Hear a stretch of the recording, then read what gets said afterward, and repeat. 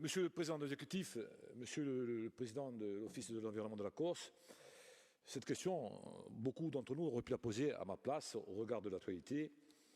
Donc je rappelle que vendredi dernier, pendant que nous étions en assemblée, en session, le tribunal administratif de Bastia annulait partiellement l'arrêté pris le 29 septembre 2020 par le préfet de Haute-Corse. Cet arrêté fixait les prescriptions techniques visant essentiellement à annihiler la pollution des eaux imposée donc à Orient Environnement pour l'exploitation du centre de stockage de Juncadio au lieu-dit Finutieto.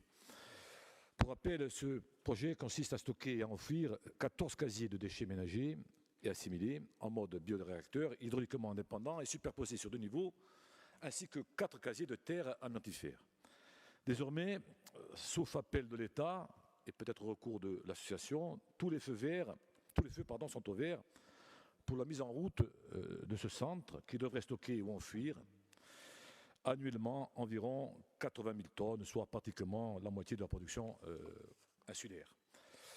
Lors de la session de juin dernier, notre groupe avait posé une question sur cette même problématique du traitement des déchets, vous interrogeant sur votre stratégie en la matière. Le président Armanet, il faisait donc état des avancées du plan qu'il porte et que nous suivons bien sûr très attentivement.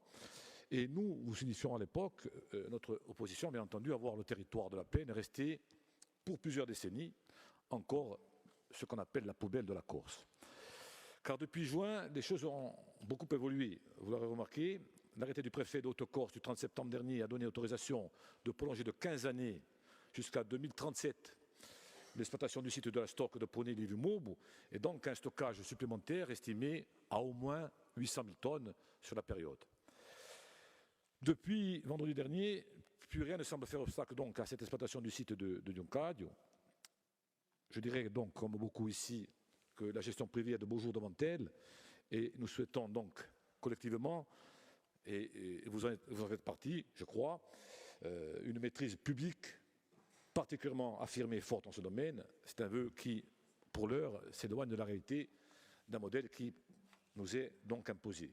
Le plan, tant attendu, sera vraisemblablement voté au mieux fin 2023, si j'ai bien suivi les documents.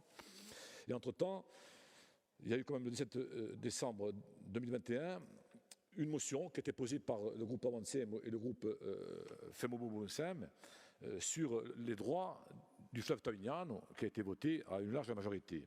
Donc, tous les discours aujourd'hui, vous avez compris, ne rassureront personne, à commencer par le collectif.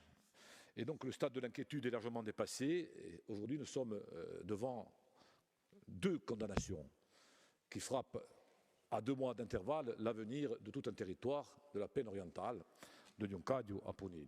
Comme en juin dernier, donc nous le répétons, de Juncadio à Poney et même de Poney à Bidianedo, le privé gère et prospère à coût de centaines de milliers de tonnes et d'euros.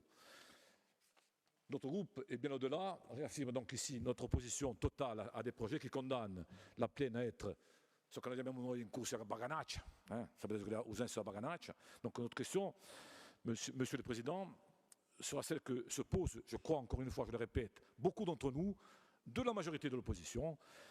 Quelle est votre position par rapport à ces projets, et ces projets qui finalement ne sont pratiquement plus des projets, mais carrément des opérations en cours de mise en route.